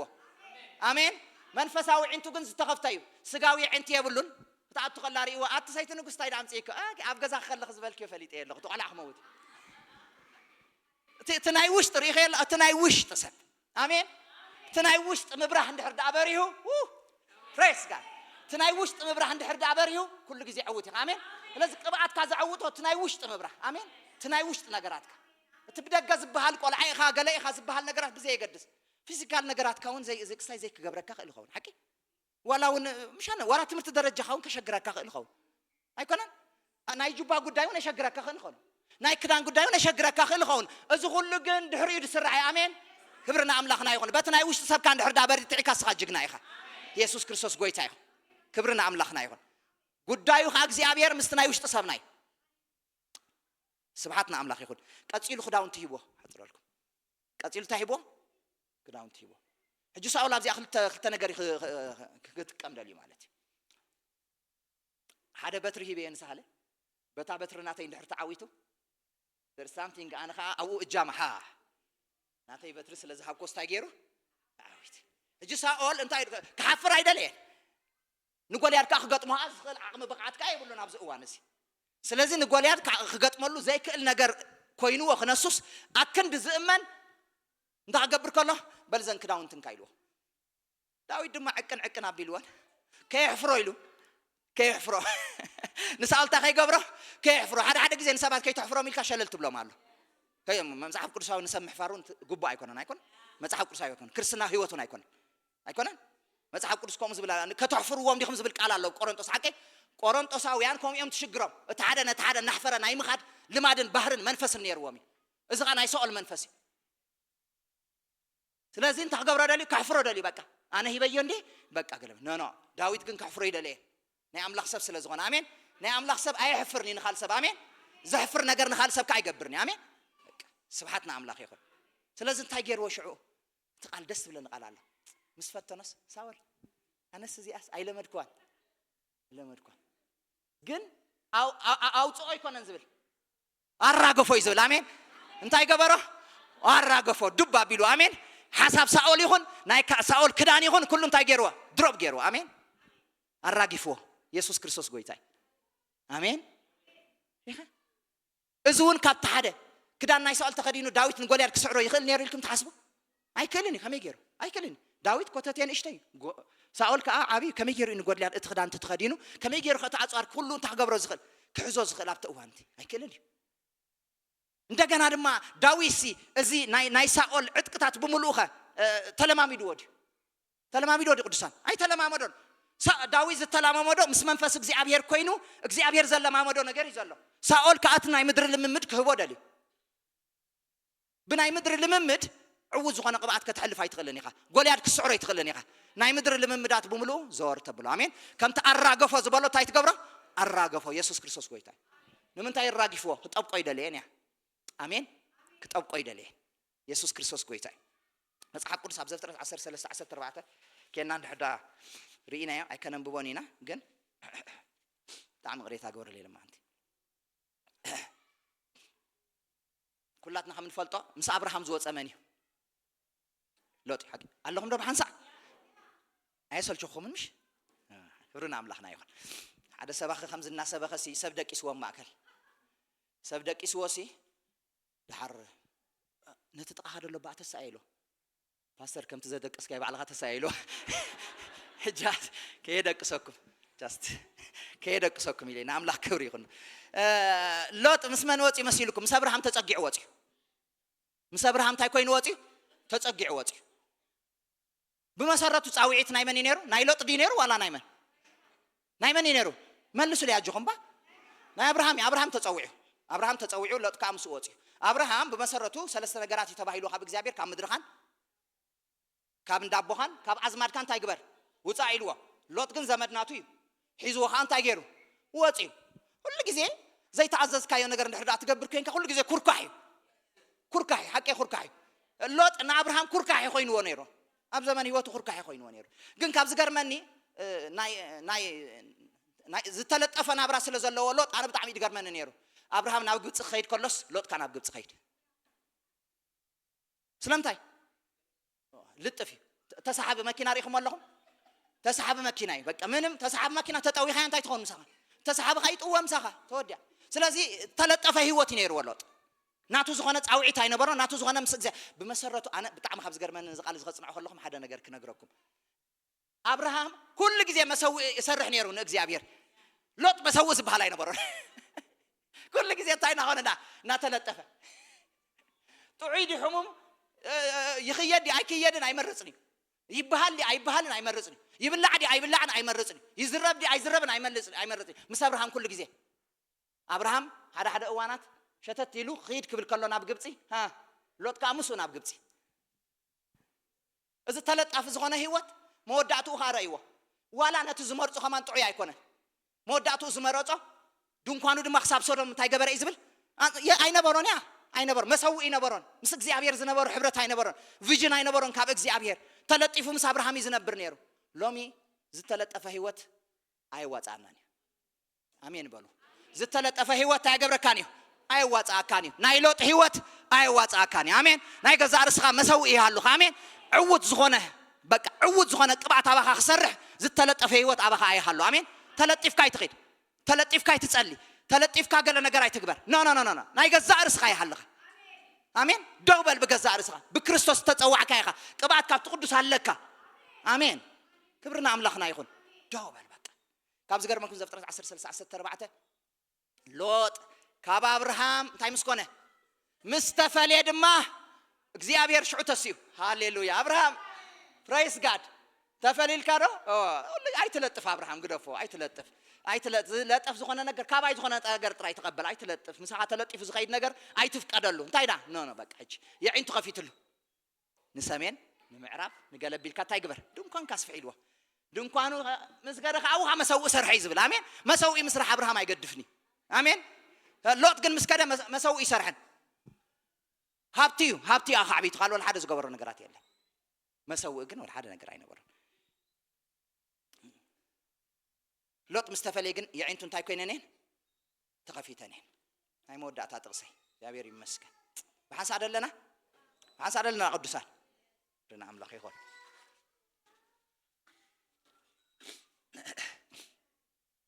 ማቴዎስ 9:16 ክንከይድና ማቴዎስ 9:16 ገንጽልና ክነንብበይና እግዚአብሔር ይመስገን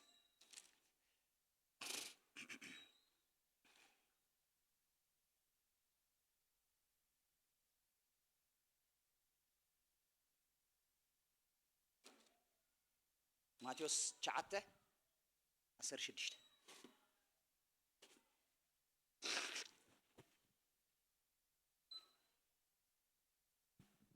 ሃሌሉያ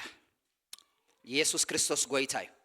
همز بالقال نركب كاب 14 خنبوي شعو دق مزامرت يوحنس سلامتاي نحنا فريساويان بزح نصوم دق مزامرت خاغنا ايصومون إلهم ناومصو يسوس كابلهم اعرخ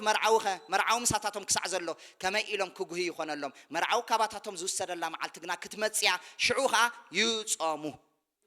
قراط حدش علبا ابلاي كدان زلغب يلبون تزيكونس نتطعي لكما مقدادوها زغدده يخون نحدش ويني أب أرجوتي أحربتي أيعقروان أنت زي كونس أحربتي قدرت توينوني فسس أحربت خايب بلاشو نحدش وين جنا أب حدست أحربتي عقروه كلتي دما يرنبو يبل سبحتنا أملاخ يهون يسوع كريستوس قويتاي أبزقال زي برجس لك مزامرت يوحنس فريساويانن بزحيت أمون يرام يسوع كريستوس مسيام قل لك مزامرت هاجن تاي قبرنيم ما يتصومون يوم كم يدزق مناتكم أكيد خمس خمسة يمثل وايتصومون نحن نتصومينا لك مزامرتنا يوحنس تصوميهم فريساويان نتصومينا لذيذ يوم كاي تصومون يوم تاهم تقبروا زلهم تعينت هايمانوتي هتتعطاتوا دلخا زبل حطوا حتيتهم እሱ አመልስላ መርዓዊ ምሶም ዘሎ መርዓዊ መስከረን ተቀብሪዮ ክጾምዮ እጃ አነ ምሶም ከለሁ ግን ምንም ዘጾም ጉዳይ የብሎምን መስከዱ ግን መስከረት መርዓዊ ግን ታይ ኮንዮም ክጾምዮ እዚ እንታይ ይዘረድኦም ዘሎ ንሳቶም በተ ሃይማኖታዊ ስርዓት እዮም ዝሓትዎ ዘሎ ባር ሓደ ወደ መዝሙር ዮሐንስ ከኸውን ተዳ ኮይኑ ካብ ተሓደ ክገብሮ ዘሎ እንታይ እንታይ ገብራሎ ክጾም አሎ ፈሪሳው ተዳ ኮይኑ ድማ ሶኒን ሐሙስን እንታይ ገብራሎ ክጾም አሎ አይኮነ ኢየሱስ ክርስቶስ ምሳሌ ዝሃበት ዝክሮን ይኹም ሓቀይ ተሓደ ልቡ እንታይ እናገበረ ንሃረመን አይን ሓጥ እንታይ ገበረኒ መሐረኒ ኢሉ ተሓደ ግን እግዚአብሔር አብሰሙን ክልተ ጊዜ ሶኒን ሐሙስን እንታይ ገብር ይጾም ክሳያታይ ንኻንሲ ከምዝህብ ከምዝ ኻስለ ዘይገበርካነ እንታይ ገብረካለሁ የመስግነካለሁ ኢሎም ኢየሱስ ክርስቶስ ግን ሃይማኖታዊ ስርዓታቶም ከፍርስ በሐሙስ መዓልትኻ ድራር ጎይታ ገይሩ ባዕሉ ኢየሱስ ጎይታ አሜን ለዚህ በስርዓትን በሃይማኖታዊ ነገራትን ዘይኮነሲ ክርስትና በሐድሽ ህይወት ይዝብሎም ዘሎ አሜን አብዝኻ እንታይ ልዎም አሎ ሐድሽ ዓለባስ ምስ አረጊት ስንታይ ትገብሮኒኻ አይትልግቦኒኻ ኢሎ አሜን ሃሌሉያ ስለዚህ እዚ ዘአረገ ነገራት ምስ ሐድሽ አይንልግቦኒና ይዝብሎም ዘሎ ለዚህ ሐድሽ ፍጥረት ረዳ ኮይንካ ከም ሐድሽ ፍጥረት ኮይንካ እንታይ ኩን ተመላለስ ቀደም ዘርከብ ኩሉ ክትሉ ትኸልዮም ቀደም ኩሉ ክዳውንትና ስሬታትና ብፍላይ ፓጅ ነይሩ ወይ ፓጅ ልጠፈሉ ነይሩ ዘኪሩ አለ ማለት ፓጅ ልጠፈሉ ነይሩ ክትከይድ ከለኻ በዚያ ንሽተይ ቅድት ትብለካ ኣብዚያ ታይ ትገብራ ዓቢልካ ትልጥፋ ብፍላይ እዚአን ኣይና ሓድገን ነርና እዚአን ከምዚአን ዓይነት እዚአን ከምዚአን ሽም ዘለወን ገለ ፎርማ ዘለወን ገለ ተራ ኣብ ኣኾይኖም ወይ ኣዲኻ እንታይ ትገብረልካ ወይ ትሰፍየልካ ወይ እንዳ መኪና ተኸይድካ ተስፊያ ምስ እንታይ ትገብራ ትልጥፋ ኣብዚያ ፎርማ ያ ትመስል ግን ተቐዲዳ ዘላ ውሽጢ ሓደ እዋን እውነት እንታይ መስል ትስሬታትና እንታይ መስል ብፍላይ ገለ ጸሊም ተዳ ኮይኑ ቀይሕ ገለ ተእቲኻሉ ኣኺሉ ወይ በቃ ካብሩሑ ሴማ ፈረይ ዘርየካ ማለት ከድና ኢና ማዕኮርና ተቀዲዱ ኣብዚ ተለጢፉ ኣብዚ እዚ ተፍለጢፉ ገለ ከድና ኢና እዚ ባጅ ምልጣፍ ነገራት ግን ካብዚ ገርመኩም ሓፂሩ ዕድሚው ኣይጸንሕኒ ስለምንታይ እቲ ብላይ ምስተሓድሽ ክኸይድ ኣይክልኒ ቡሉይ ምስተሓድሽ ክኸይድ ኣይክልኒ ስለዚ ሓድሽ ኪዳንን ቡሉይ ኪዳንን ብሓንሳ ሓዋዊስካ ክትኸይዶ ኣይትኽእልን ኢኻ ለዚ ሰብ ሓድሽ ፍጥረት ኣሜን ስለዚ ክመላለስ ደሎ ብምንታይ እዩ ብናይ ሓድሽ ፍጥረት ማንነት ይክመላለስ ደሎ ኣሜን ቅብኣትካ ኣብ ውሽጥኻ ክዓይ ክሳዕ መወዳእታ ድማ ክትበፅሕ ሃሌሉያ ንጎልያድ ድማ ክስዕር ኣብ ቅድሚኻ ዘሎ ኩሉ ጥሒስካ ክትከይድ ተዳ ኮይኑ ብሓድሽ ህይወት ተመላለስ ፓጅ ኣይትለጥፍ ኣይጸንሕን እዩ ንጊዜኡ እቲ ቅዳድ እንታይ ይገብርን እዩ ኣይረአን እዩ ድሕሪ ግዜ ግን የለን ብፍላይ ግደፍዎ ምስተሓፅበት መሊሳ በታ ዝተበለስ መሊሳ ያ ትቅደድ ኣታበሉ ግጅፍ ድበለ ፓጅ ድሎ ይኻባልሽ ግጅፍ ዝበለ ጨርቂ ካብርሲ ይልጠፍ ማለት እዩ ቀደም ድሕር ዳ ዘኪርኩም እንዳሳርቶ ጨርቂ ዝበሃል ኣይጓሓፍኒ መለጠፍ ኣላ መለጠፍ ለካ ዶ በቃ ገለ ጌርካ ለጥፋ ይዝባል ካብቱ ዘሎ ጨርቂ ናይለን ተኾይኑ ምስገለ ገለ ተኾይኑ ምስገለ ኣይጎነ ጌርካ ትልጥፍ ገለ ጨርቂ ናይ ደቀ ኣንስትዮ ክዳኑን ጌሮም እንታይ ገር ልጥፍዎ ነይሮም ማለት ለዚ ፓጅ ዝተለጠፈ ነገር ኣይጸንሕኒ ግዜ የብሉን ዕምሪ የብሉን ቀፂሉ ክልተ ምሳሌ ይሂብዎም ሓደ ሓድሽ ምስ ቡሉይ እንታይ ትግበርዎ ኢሎ ኣይትለጥፍዎ ኢሎ ተለጢፍካ ናይ ምኻድ ነገር ኩሉ ግዜ ካባና ይርሓቕ ኣሜን ኣይኺደናኒ ኣሜን ተለጢፍካ ናይ ምኻድ ነገር ኣሜን ከምቲ ዳዊት እንታይ ዝገበሮ ዘራገፎ ናይ ሳኦል ነገራት ኩሉ ዘራገፎ ንሕና ድማ ሎሚ ኣብ ህይወትና ዝተለጠፈ ነገር ከነራግፎ ኢና ኣሜን ኢየሱስ ጎይታይ ካልኣይ ከ እንታይ ኢልዎ መሲልኩም ሓድሽ ወይኒ ኣብ ሓድሽ ኣሕርብቲ እንታይ ዝገብርዎ ዘዕቅርዎ ክልቲኦም ድማ እንታይ ይገብሩ እዩ ሓርቢ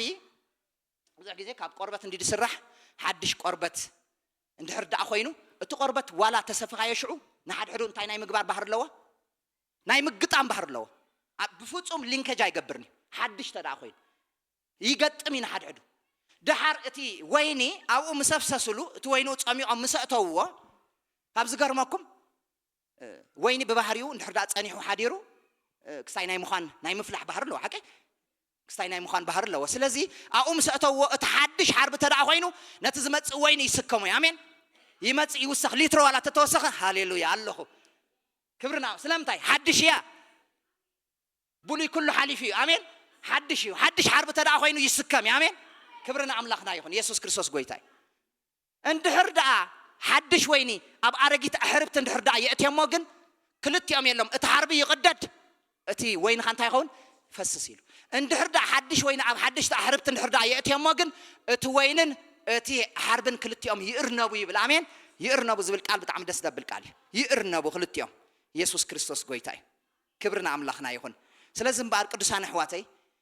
ቅብኣትና ዕውት ቅብኣት ክኸውን ናብቲ ዝተመደበሉ ሸትኡ ክወቅዕ እንተዳኣ ኮይኑ ክብርና ኣምላኽና ይኹን ናይ ምእዛዝ ህይወትና ከመይ ኣሎ ሎሚ ናይ ምእዛዝ ህይወትና ከመይ ኣሎ ናይ ኤልያብ መንፈስ ከመይ ነአንግዶ ኣለና ናይ ሳኦል ሓሳባትን መንፈስን ከመይ ንሪኦ ኣለና ነዚኦም እንድሕር ዳኣ ሰንጢቕካ ሰጊርካ እንድሕር ዳኣ ኸይድካ ጎልያድ ኣይንታይ ካኒ ብመሰረቱ ሽግር ናይ ዳዊት ጎልያድ ኣይኮነን ነይሩ ምንም ጎልያድ ወላ ሓደ ምስኡ ተኻራኸሮ ነገራት የብሉን በቃ ብስም እግዚአብሔር ኣምላኽ እንታይ ገብረካ ኣለኹ ኢልዎ መፀካ ኣለኹ ነቲ ኣቶም ብክሳዮም ይመልስሎም በቲ ዝመፅዎ ነገር ይመልስሎም ሓቂ ንኤልያብ ምስ ሓተቶ እንታይ ገይረ ኣነ ሓተቶ ይግባኣንን ኢልዎ ንሳኦል ክዳነ ግበር ቆልዓይ ከምስ በሎ ኖ ቆልዓይ ግን ኣምላኽ ከኣለማሚዱን እዩ እንደገና እዚ ክዳን ካና ኣይኮነን በትናቶም ይመልስሎም ምስ ጎልያድ ክዘራረብ ከሎ ግን ኩሉ መንፈሳዊ ኣሜን ሃሌሉያ ኣሜን ንስኻ ብመቕረዝን ብገለን ትመፀን ኣለኻ ኣነ ግን ሃሌሉያ በቲ ዝኣምኖ ኣምላኽ መፀካ ኣለኹ ኢልዎ ሃሌሉያ ኢየሱስ ክርስቶስ ጎይታይ በቲ ዝኣምኖ ኣምላኽ በቲ ዘለማመደና ኣምላኽ ብኡ መፀካ ኣለኹ ኢልዎ እዚ ትብዓት እዚ ኣብ ውሽጢ መሊኡ ነይሩ ኣሜን ኢየሱስ ክርስቶስ ጎይታይ ክብርና ኣምላኽና ይኹን መልእኽተይ ከጠቓልለልኩም عود زخنا قبعت إلى اللي خرستي عود قبعتي إذا قبعت زي نفس وكف أماني عوشته الله تقبليه كأمن الله جن الله مسحي هو الله يلو كأمن الله آمين هذا جزء مش فرق عينة نجارات كريستنا يلا تودي إلك تتبعي إلك تودي إلك تسرح إلك تتبعي إلك تسرح إلك نعون تايم قباري زاد ليك ما زاد ليك سلزي قبعت كاب تقدس علىكم نقول لغات فلت وعيهم يقول له لازم نقول نفلت أنا نتحقق نفلت أنا كريستوس كنفلت أي خلنا سلزي عوشتنا قبعت الله بدحري زرعنا يو داويت قبعته عود كخون ناي مودعتا تارجيتو قولو مني نيرو قولي عد سلزخونه أما قد زغط أما نغرات جن أبو الله مسابو خناتاتو دما بمئزاز يفصيمو تحت بمبال يفصيمو ناتعزز يخيدو ناملاح كبري خنو سلازي مئزاز كامن تا يجمر كابن اشتي نغر يجمر آمين هاليلويا كالاي دما إلياب دما كفات لبخا رئي يلغو كم سيخا كم تيخا اتنا باقعنا يبوي دما تحتاتيخا قال ما لمسكرو قدفنا يبخا باقع شقر يبلون مملس لكو تنا باقعتي اتسي ناتي ترايدين زمل كتاني نا يبوهم رستي نعاكم ترايدي زمل كت نحواتكم عمل كتون دي ملسوا لي عمل كتومن نعمنا تابوهم ناديهم اسمر عند حرد الله خوينو ابدق زلو يحوات بتعمي يمدباسو حقيمش واتا سخن خمس كبر لا زور حزيو واتا سخن عخدي خدي كنت نعاو خدي كنت ينبال سلا ني حبار حلافنه تزي وسيدكا اتحاده سسع كون خير اتحاده كيغبر زدل خير خون اتحاده بقال تحزل خون لعمونغو بيتسب باسن كركرن يزلو زمانسي نتا ديوم ابوم ابتي ازلو نمقلابن قال نغر نمغبارن معناتي ግን ንኹላት ካንታ ይገብረካይ ይምልከተካይ ስለዚህ ኤልያብ ድማ እዚ ነገር እዚ ምስ በሎ ናይሎ ይምልከተኒ ኢልዋ ملكتنيو زينا إسرائيل قداي ملكتنيو تناباجعون عخام الكتاخان مبولون يرجعنا يبولون بمنفس على ليوا كم من تايت زاربا خمس متر أسلز فلتها ملسو كي ملسه شتتيلون تاجرو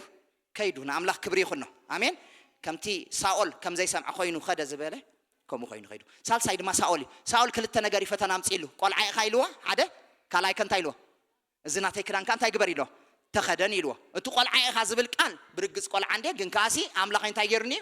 الله ما ميرو زيرو سي داويد قال نجار تتزارب كاسنام أملاك يزوسدك آمين آمين ده قدسان ما قال عيمل لسولنا تقول عي خازبل قال بدفرتنا عيمل لسول هي أنا كو بساميل بتي الله استبح للنبي أنت عايزكم استقبأكوا سبي قال ما لكوا يبلونكوا هم عند قال زيرو كنا بإجزابير وسيلو إجزابيركوا الله ما ميدوني ساول يلو بخبري خمل لسول خلونا رمالتي دحر إيد ما خدانو خامس كرانو خا نعوّن فاتينوا جنكا كحفريد لين أنت جيروا بجخايلو الراجي فوقنا آمين زي خيدا كان أجر تايم كباريو آمين عوبلوسكا آمين عوبلون دجنا من رجافي آمين كاب هيوتنا يرجف زي خيدا نجر نتعود قبعتنا خين سرح زجبرنا نبقول يركين مت فيت كين قات أمامه تحسنا خين خير كم كريستيانات دويلنا خين خير تلتيفنا ترايكن كيد زجبرنا نجر كاب هيوتنا لهم يرحق يسوع كريستوس قويتاي لوط كاب أبراهام كاب لوط مستفلي يعني أنتم تايكونا تخفت آمين تخفل لازم جبوا مستفلي تايك خوني يعني أنت مخفات الله آمين لا ممكن أبي هيوتك تلتيف زخيد نجر نوع هكا ناب جبت مسورد ناب جبت ورد ناب جلا مسجرا ناب جلا ورد نو ناتكاز غنا مسوي هاللخ آمين ناتكاز غنا رأي هاللخ آمين ناتكاز زي أبي رزق مت الكان جري هاللخ بقود ما تقع السبحتنا أملاخ يكون يسوع كريستوس قويتاي أمود دعت هذا ما زر أنا يتقسي ما تيوسيو زي أبي مسكن نحد شويني أب أرجوتي أحربتي يعقروا أنت زي كونس أحربتي قدر أتوين ونفسس أحربت غايب بلاشو نحد شويني جنا أب حدث أحربتي يعقروا كلتي أم دما أنت يخونو يقرنبو سبحتنا أملاخ يكون لذي نحن حدشت فترتنا كم حدشت فترة كن ملالسكا يجب عناي كم حدشت فترة أنت زي تملالسنا جن أتي أب هيوتنا زلوا قبعت سرعن كعين أيكلني نقول يا دما نبتي معلبي أخب صحو أيكلني يسوع قويتاي كبر هابون قويتا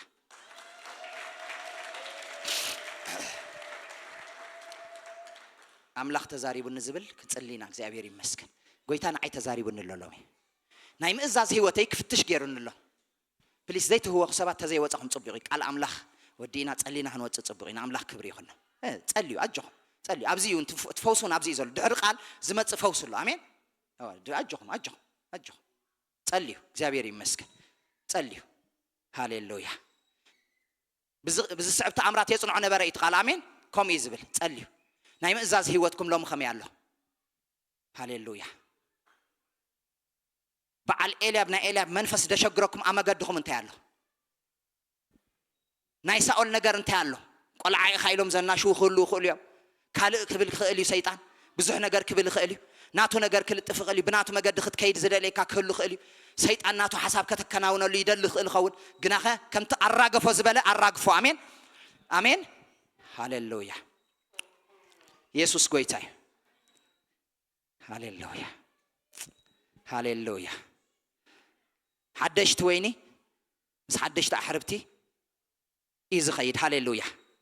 حدش مسبولي أي كيدني زتلت أفنى جرك هبيوت كيود أغلامي بيسوس نايم إزاز هيوتكم يعبى بيسوس نايم إزاز هيوت يعبى بيسوس كراجف زقبق هبيوتكم يراجف بيسوس إنه عود زغنك أبعت هبيوتكم كي سرح كي عايز غل كل زبل لومي أنا بيسوس كريستوس ياوسم قرص أتصل الله يقرص بيسوسم قرص زدال يلو سب يتصل كبرنا أملاخنا يخون حيلك قبل زدال يتصل هاليلويا بيسوسم هاليلويا بيسوسم تصلي نعملاخ كبر يخون تصلي بقويتها بيسوس كريستوس ياوسم تصلي بقويتها بيسوسم هاليلويا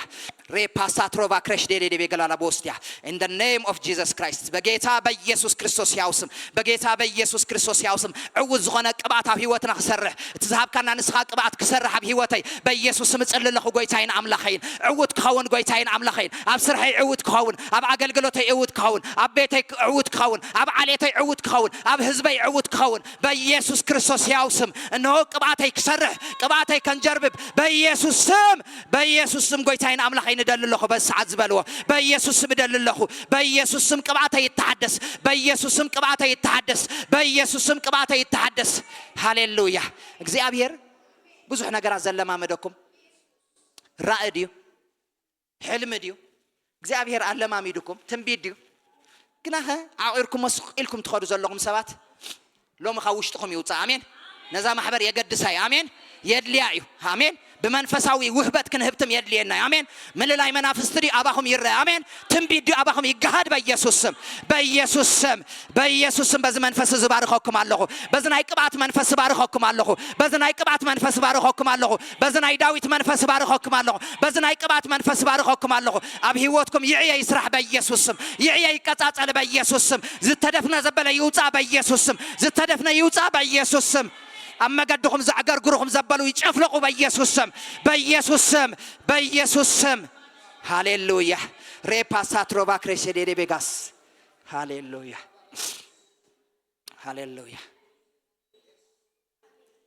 سمعوا እግዚአብሔር አቦና ነመስግነካ አለና ስለቲ ዓበ ምሕረት ካን ሳህለ ካን ተመስገን እግዚአብሔር ሎምድማ በቃልካ ስለተዛረብካና ነመስግነካ አለና عود زخنا قبعت أبي وتنا كسرح لهم سلة تزارب كنا تمسكن أملاخنا እግዚአብሔር بيسوس سم كبرن هبك كلنا سلة تذهب كنا هي أو قال تمسكن سلة تزمت هي أو قال كبرن هبك كلنا بقلل طابت عقيد كبرن هبك كلنا لعلنا بلا كلنا أبي وتنا كسرح هاللويا بيسوس سم أبي هوتنا 133 كسرح تصلله إذا قال إذا أبي هوتنا يسرح أبي هوتنا يكتاتل أبيتنا لما مدو بيسوسم يسرح بيسوسم يكتاتل بيسوسم هاليلويا نزق على ذيك من تلزمت منفس بيسوسم يجنح له نا يعواف منافس يجنح له أما قد زتصنح زمن طلو يجنح له بيسوسم تواي زغنا منفس يجنح له تواي زغنا منفس يجنح له تواي زغنا منفس يجنح له تواي زرد منفس يجنح له نتقال كم قال عملاق زي قبل بيسوس مجنح الله بيسوس مجنح الله بيسوس مجنح الله إذا قال زي 133 أبي هوتكم يفرح أبلبهم يتحتم بيسوس بزق على زعوتات كنوا عود زخنا قبات أبي هوتكم يسرح قباتكم ينجربب هاللويا نقوليات زفرس نقوليات دم زقتل نقوليات دم كاب مونغو زوت نقوليات دم هاللويا زق زبل نهزب إسرائيل دم عرفت ذهب بيسوس قبات أبي هوتكم يسرح أبي هوتكم يكناون نمزحات نعرفت نبرخت كنوا እግዚአብሔር ይባርክኩም بقويت أبي يسوع كريستوس يا وسم تصلي آمين